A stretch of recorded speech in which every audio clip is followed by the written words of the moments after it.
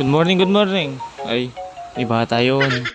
Maaga tayo ngayon dahil di tayo pwedeng palit sa eskwela. Kung na-curious kayo kung bakit na-crocs na ako ay dahil yon sa patuloy na pag-uulan.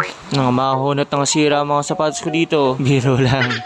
Nga pala, binigyan ako ng kaibigan ko ng bagong itatanim. Nakita niya siguro yung video ko at naawa dun sa mga itinanim ko. Biro lang.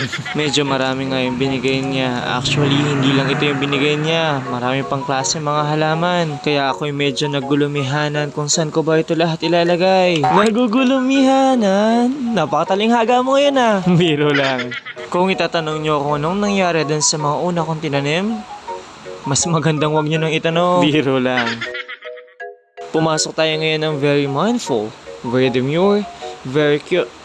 Doon sa cute medyo konti lang, pero kayo nang bahala doon. Biro lang.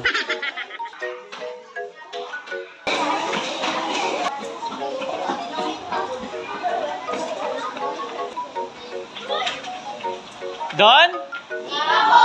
Tapos na?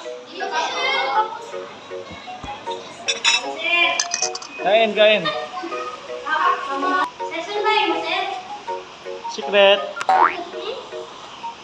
Kung kanina medyo maayos pa yung itsura natin noong pagdating natin dito dahil lunch na to, hindi na natin alam. Parang medyo nawala yung pagka-mindful, pagka-demure natin. Biro lang. Nang ulam dito mo? Ulam? Ito. Ewan try? Ka? Meron ka. Pero in fairness masarap itong nabili kong ulam. Halata naman siguro sa pagkain ko. Simot hanggang buto. Biro lang. Dahil tuloy-tuloy yung pagtuturo natin, kaya bumabawi na lang tayo sa pagkain.